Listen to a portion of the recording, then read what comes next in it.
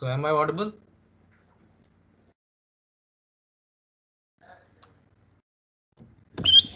Yes, sir. Okay.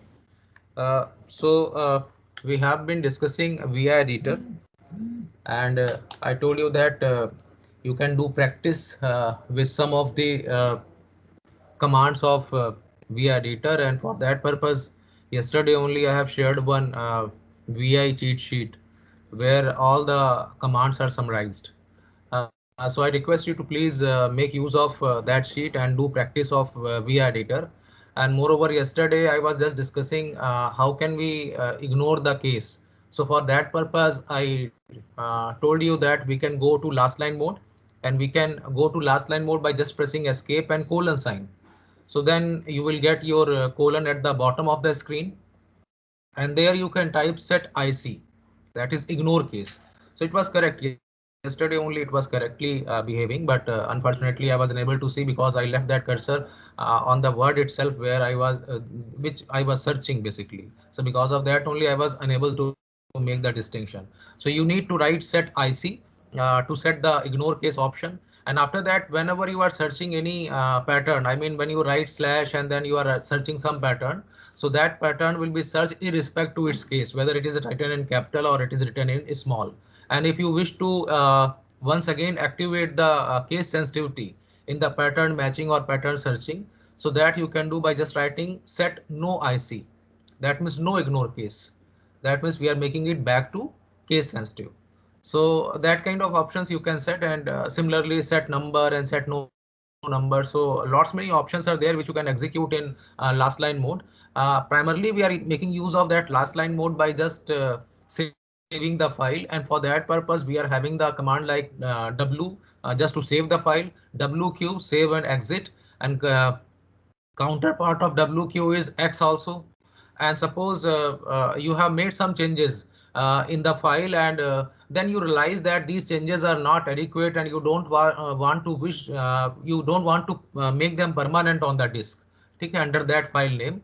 So what we can do, we don't save that content, and suppose now if you wish to quit the editor without saving the contents or without saving the buffer, because whatever you have modified since the last saving, that is seen on the screen and that is lying in the buffer, but that has yet to be made permanent on the hard disk. So if you wish that this should be discarded, so you can use Q and sign of exclamation. Mind it, when we are using Q only, it is meant for quitting, but it takes a caution that if you have made some changes since the last saving command you executed, and after that if you try to give Q, so it is just not accepting your command, because it's a sort of caution that whatever contents you have modified, that you have not saved and they are still lying in the buffer.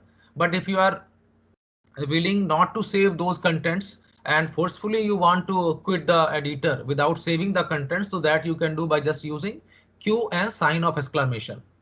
So when you write Q and sign of exclamation, that means forcibly you are quitting. And moreover, one more thing is there, at any moment of time, if you feel that whatever you are doing in VI editor, you are continued with that typing and suddenly you realize that I wish to execute one of the Linux commands, maybe for some other purpose. So there is no need to close the VI editor and go back to command prompt to execute that or to try that command. Rather, you can again go to last line mode, and there after getting that colon, you can use sign of exclamation and then you can type that command which you wish to execute. So that command will be executed, and that command has nothing to do with VI editor. So this sort of things you can do, and lots many summaries are available on Google. So you can just Google them if you feel that whatever I have shared with you is not giving complete details. So there are many where you will get complete details of every command with some examples also. So that you can do, that practice you can do. And now since now you are aware of the concept of process, because I told you that whenever we are executing any program or we are executing any command, the process corresponding to that program or that command is created in the RAM, and it is the process basically which is to be handled inside the RAM by the operating system. And for that purpose only I have explained that that how process is changing its state from ready to run state and run to wait state, and again a ready state back, and finally it is coming to terminate state, and the result is shown on the corresponding user's screen who has created that process. So basically, when we are handling these processes, there is a number associated with that process, and that process number is called process identification number. So any process that we create actually with the use of any command or the program which we execute is referred to as a user process, since it has been created by a user. But there are many processes which are not created by the user, rather they are started by the kernel. So they are the system daemons, and they are the system processes. For example, in the beginning only I told you that we have to have some space fixed on the hard disk as a swap area, and that makes or that lets you to increase the physical memory, physical RAM of your system, because if you are having X amount of RAM and you have fixed Y amount of swap area on the disk, so the total apparent memory will become X plus Y. And the use of this Y storage space of the hard disk to be used as part of RAM is totally transparent to the user, because it is solely managed by the operating system, and the process which manages this area along with RAM is called a swapper. So since swapper has been started by kernel and none of us is starting the swapper, by default whenever you are booting the system and loading the kernel into main memory, swapper is started, because it takes care of the shunting of processes between RAM and the swap area. And we have also discussed that the swap area, how it is different than the remaining area of the hard disk, because you know that the hard disk being a very slow device is not cannot be compared or cannot match its speed with the speed of RAM, because RAM is a pure semiconductor device. So obviously the speed of RAM is much higher than hard disk. So being a very slow device in comparison to RAM, how can we make use of that wide amount of hard disk along with X amount of RAM? So that complicates the situation. So just to handle that, or just to uh, uh, we cannot say that we can match that speed, but at least we can try to keep it faster. And for that purpose only, the process which is going to get stored in the swap area basically will not be stored in the scattered manner as we do in case of saving any file on the hard disk in the ordinary way as a user. But basically the process, when it is shunted to the swap area, it is stored in contiguous manner, so that fetching of that process will not consume much time. Otherwise operating system has to make extra efforts before shifting that process from swap area to RAM, because it has to collect all the scattered pieces of that process from different areas of hard disk. So that is why if somebody is asking you, okay, what is the difference between the swap area that you fixed on hard disk and the remaining area that is available to user for storage of his or her own files, so you can simply say that the area which is remaining, the remaining area which is available to us as a user is basically storing the file in non-contiguous manner, because we have to utilize the space efficiently. Whereas when we are using swap, the primary objective is not to save the storage space. Rather, the primary objective is to match the speed of this storage space with the RAM. So you cannot match the speed, but at least we are making an attempt by just letting the process to get stored in contiguous manner rather than getting stored in a scattered manner in the swap area, so that when the process is to be swapped back to RAM, it can easily be picked up and it can be shunted back to the RAM area. So this way the swapper or the scheduler is doing this operation. So lots many processes are running basically by the system or by the kernel, and they fall in the category of system processes. When we say that we have created a user process, of course the user process is bind to my terminal, and corresponding to my terminal there is a tty file. So basically, as we discussed in earlier sessions, that everything is viewed as a file. So even hardware is also seen as a file. So when any operation we perform on the corresponding file, the practically that operation is carried out over the actual hard disk, actual hardware. So for example, in corresponding to hard disk, if we are having some file with the name HD11, so basically any operation that we carry out over HD11 will be actually carried out over the hard disk corresponding to this file.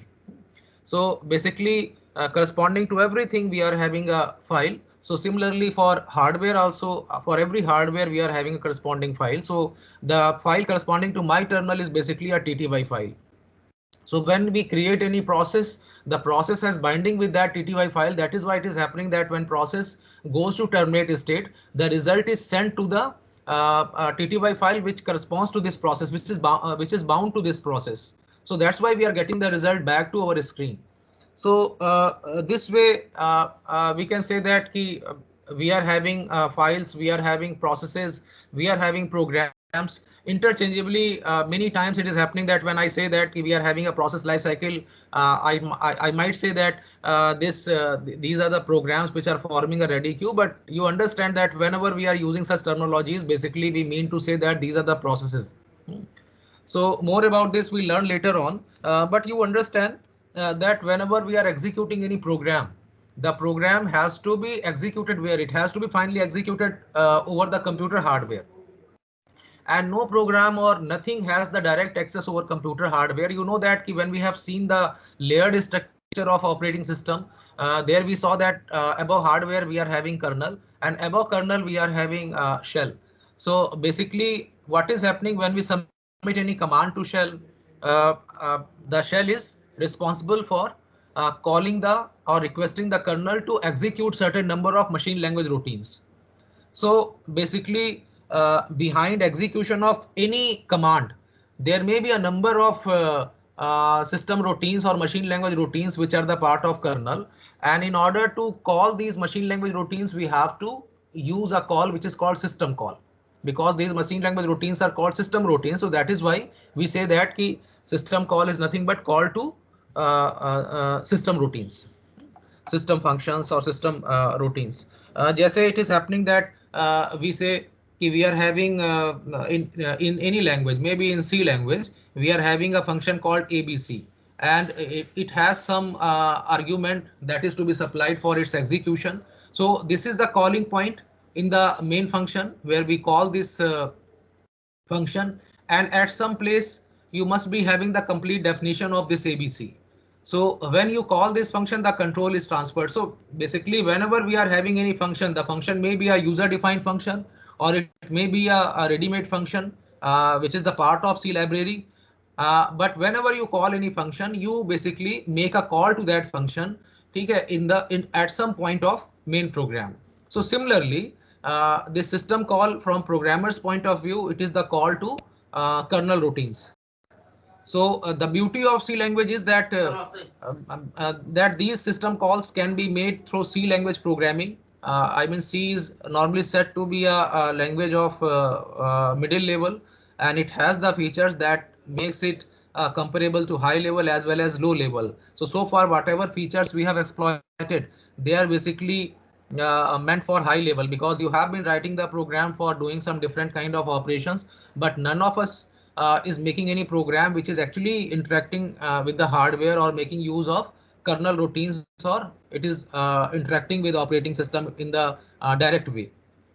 Indirect way it is happening, because whenever you write any program, say for example, we might have included the statement like printf, and we are trying to print something on a screen, but you should understand that behind the execution of this printf, actually on hardware, the kernel routines are responsible. But who is calling these kernel routines? Indirectly, this everything is managed by operating system. So basically we know that when we are translating that program to machine language, then the program is executed. No, merely conversion of program is not sufficient, because after conversion, it is closely interacting with the operating system, and the corresponding system calls are made for execution of this printf statement. So C has the beauty that it has the functions which are high level type. It has the function which are low level type. For example, it is possible that when we execute fopen is making use kernel machine language routine called open. ये एक जो है system routine है, and behind execution of fopen, this is responsible. But it is the beauty of this language that along with open is also available as a function to us, so we can directly make use of open as we do in case of fopen. So this kind of things we can do when whatever program we have been writing so far in C or in Java or in any language, and the program is actually indirectly making use of system calls, but that is totally transparent to the user. So we actually don't understand for a particular for execution of a particular statement which which system calls are basically made for executing machine language routines so that that statement can be successfully carried out over hardware. Okay, we basically don't know, but it is possible that directly we can make use of those system calls in our program as if they are the ready-made functions of C language. Okay, so this is possible. So that makes the C closer to low level, and that is why we say it is a middle level language that includes the feature of high level as well as low level. So in system call programming, basically we'll see how can we make use of these system calls in C program. So before that, let me tell you that we are having a concept called command line arguments. So basically in operating system you must have studied that we are having a number of uh, a number of functions which are to be executed you must have studied that when the processes are running, so they are making communication, they are communicating with each other. And I suppose you must have studied that reader writers problem, and that problem where we have seen the mutual exclusion type of thing, or semaphore. So the implementation of all that concept is possible to be tested in C language, so that you can do. So we'll see those examples where we'll write the programs where one process is actually passing some information or data to second process, and second process is just like a child process in executing that operation that you wish to be executed as part of child process. So basically this all we have studied under a topic called IPC, inter-process communication. So we'll see some of the examples where we'll write a process that creates a child process, and then how that child process is executed, and how the information or the input is being passed by the parent process to child process. This all is the part of system call programming. So we'll see the examples of these system call programmings. But before that, we have to understand the concept of command line arguments, why it is required. Because as just I told you that in inter-process communication, the parent process is passing some information to the child process. So obviously we are not going to pass any information from the keyboard to child process. Rather, we are starting the parent process, which is giving birth to a child process, and then along with that, it is also passing some information to that child process. So how can we give that information to the parent which is supposed to be passed to child in future after creation of that child? That is possible only with the help of these command line arguments. So some of the parts of this we have discussed when we were discussing $0, $1, $2, $3, $4, because there the system variables or the positional variables were discussed in context to Linux. And there too I told you that we can make use of ARGC and ARGV type of variables, and that we can define inside the bracket of main of the C program. So I'll just brush up that concept, and then we'll move for system call programming.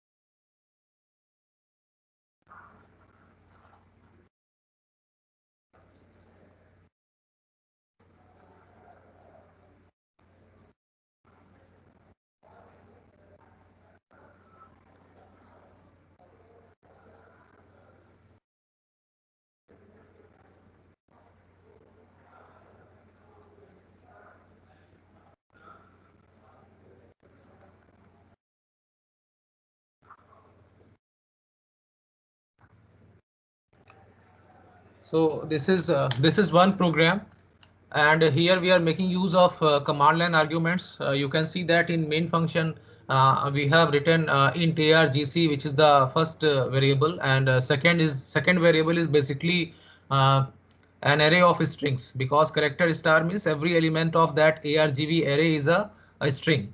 So we can store the strings in argv array, and whatever we are passing on command line, by default it is acceptable inside the program as if they are the strings. So even if you are naming this program as abc, and later on when you run that program by just writing abc and 4 5 6, so what will happen?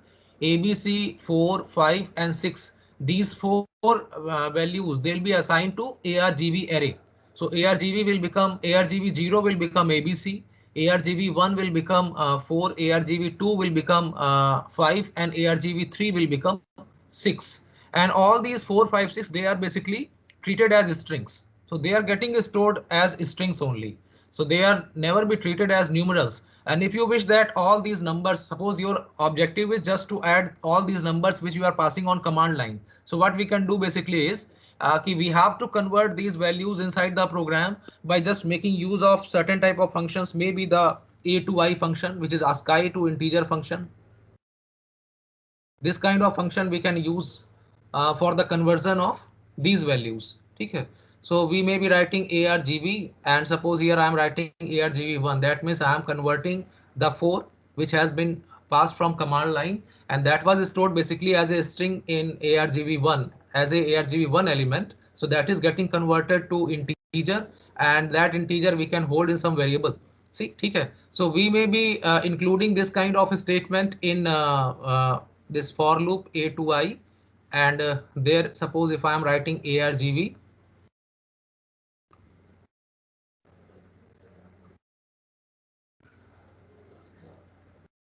there suppose we are executing argv I, and mind it, when we are doing this we have to start from I only, because you have to take care that the first value which appears on command line is basically the name of the program to which these values you are passing through the command line.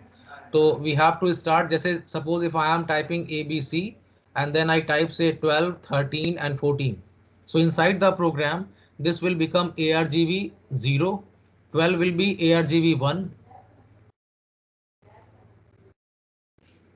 Similarly, argv2 will be 13, and again I am writing every number between double inverted commas because they are the basically strings. So you have to convert them back to integer, and this is what we are doing with this particular statement k is equal to, where k we might have initialized with 0 value. So what we are doing basically, we keep changing 1 2 3 4. That means we keep referring these values 12 13 14 and keep converting them to the numerals before adding them to variable k. So by this way, at the end of the process, we'll be having all these numbers summed in a variable k, and then we can print the value of k on the screen, and with that the program is terminated. So this is one way of making use of command line arguments. And what value in this particular example, where we are writing ABC 12, 13, 14, what value will be set? And that value is basically implicitly set to 4, because 4 values we have passed on command line. ABC is 1. This is a first, second, third, and fourth. So ARGC will be set to 4. And again, it is worth to remind you that in case of shell programming, we are having a predefined variable called $hash that gives you the count of total number of values that you have passed on command line. But there you must understand that if we are making the same kind of shell program, like we have given, instead of ABC treating as a compiled version of C program, we can treat ABC as a shell program. So if we are doing shell programming, so and the same kind of input we are giving with ABC 12, 13, 14, then $hash will give you only 3, because it is not counting the first argument which is assigned to $0, because it understands that that is basically a name of program. So the remaining values only will be given, the count of that value will be given. So that difference actually I told you earlier also when we were discussing command line arguments, in what way the command. This is the slight difference, but rest of the things are similar. And moreover, there is no need to make any conversion in case of shell programming, because variables are content driven. They are not type driven. I mean, it's not necessary that you have to make prior declaration of any variable as we do in case of C plus C or C++ or Java. So that is not required in case of shell. So with this one, we can write the program. Similarly, it is possible that we can write a program where we are writing main, and inside the main again we may be using these variables having argv,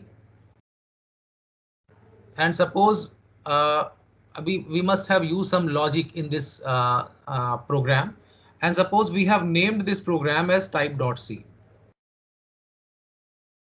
So you know that what is type.c, what is type command? Basically type command is similar to cat command, but it is less capable in comparison to cat, because cat is doing what? When we write cat f1 f2 f3, it is simply displaying the contents of f1, then following those contents the contents of f2, following those contents the contents of f3. But in case of type, when we write type and file name, it takes only one file name as a argument and displays the content of that file on the screen. That means it is basically similar to cat, but it is not that much strong as cat is in case of Linux or Unix. Our objective is supposed to develop a user defined command called type. So we are naming it as utype. मैं चाहता हूं कि ये command हम develop करें. So this program we can write in Turbo C or maybe in Dev C, and we can try this command on in Windows environment. तो u type नाम से आपने एक प्रोग्राम बनाया, and there also you are making use of command line arguments. So basically what we know कि once this program becomes executable, then it should run in this way, that we give u type and a file name, and what it should do in return, it should display the content of this file on the screen. So it means that we are passing this file name as a argument to this program. So obviously where this file name is getting stored, it will get stored in argv1. So what we can do, as we do in case of file handling, we have to open this file with the use of inside the program. We must be using this kind of logic, that we are writing argv1, and then we are opening it in the reading mode, because objective is just to read the content of this file, and we might have declared a file pointer with the name fp. Now you have to use a logic that whatever file you have attached with fp, you keep reading the content of that file and keep displaying them on the screen. Okay, we'll see that example practically in Linux, how can we write this kind of program. But my objective is just to make you understand that this way we can design a command. So you can easily estimate that this is the way in which the developer team of operating system might have developed or might have written the code for that operating system, where different commands are getting executed and they are taking arguments from the command line. So this is basically, every command is what? Every command is a name of program that we have written and that we have compiled, and the executable code we have generated, and we have made that the executable code the part of operating system. So we say that whenever we wish to run that command, we have to execute, we have to simply submit that command on command line, and then we have to give the right number or the right type of arguments or values on the command line, because you know that when you are executing cat, you cannot give any number like cat 4 5 6. No, the objective of cat is to cat the content of file on the screen. So obviously the next argument which you have to give along with cat is the file name. So when we are knowing that this kind of output is desirable, so of course we have to use the logic in the same way. So all these commands, basically they are the C programs written with this kind of concept, where we are making use of command line argument concept. But why do we understand, or why do we study it right now in context to system call? Because we have to write the programs in C language, where we are creating a parent process, and then that parent process may create a child process, and at the same time it has to pass some value to child process as input. So basically we have to pass the input when we run that parent process, we have to pass the input which is supposed to be passed by parent to child to parent itself, because our entry point is parent only. So what is happening when we execute any parent process, we may be supplying some value. Say we are passing some value, maybe 4 and 5. So this 4 may be used by the parent, but we are using such a logic in the coding of that parent that this 5 should be passed to another process that is created by the parent process. So this input has to be passed to child process by just using this kind of concept, because of course it is not the input to be passed from keyboard. It has to be passed from one program to another program. So there again we have to make use of this type of concept. But of course the question arises when we are writing a parent using command line argument concept, there we pass that value from the command line, as one of the examples I have taken over here, like ABC 12 13 14. तो आप वहां पे इस तरीके से दे सकते हैं. तो पेरेंट कैसे जो है फिर मेन फंक्शन अगर हम चाइल्ड में भी यूज कर रहे हैं, so how can parent is passing some value to child process. So that is basically again done with the use of some of the system calls that we'll study later on. One of them is exec, exec-L, which is the variant of exec. Some of you might have studied this exec, because as part of operating system we study fork system call, we study exec system call. So we'll see practical use of these system calls in our study of Linux operating system. So is it clear?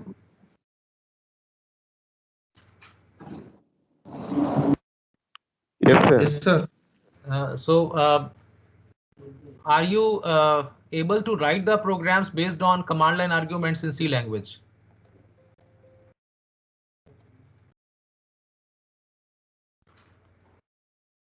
Yes, sir. Yes, sir.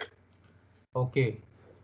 So I believe whatever is, yes, you are saying, basically you are saying on behalf of the entire batch or those who are attending this class. But anyways, if somebody is having any confusion, we'll clear that confusion, because when you study any concept in context to any language, basically you study that concept which is applicable to a very vast domain of languages. Okay.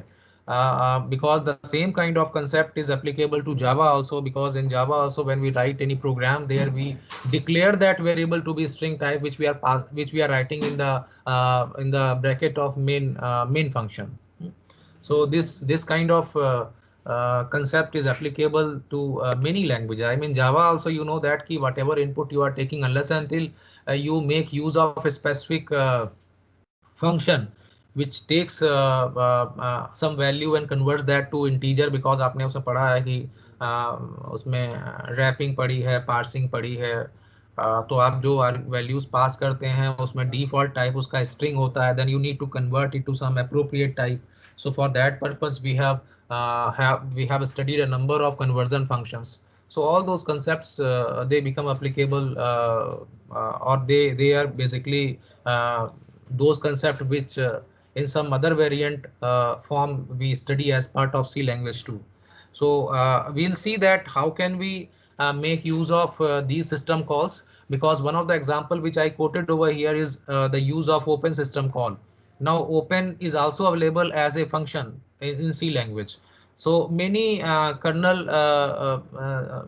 functions or kernel routines or system routines can be called by making use of system calls, and we are having a very wide variety of system calls that we can write in C language program. So we'll see these examples: fork, exec, sleep, then get PID, get PPID, and then exec-L, exec-P, exec-V. So many variants are there. So we'll study them one by one, and that will make the concept of operating system very clear to you, because whatever we have been studying as part of operating system in Galvin's book, that actually practically can be implemented by using this concept. So more about this we'll discuss in tomorrow's class.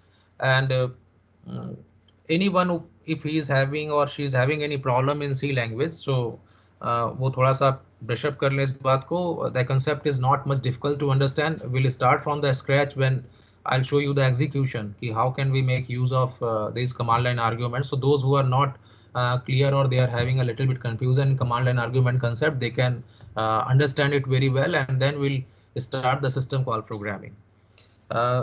So once again, I'll make this lecture available to you, and if any confusion you are having right now, so you can please raise your query.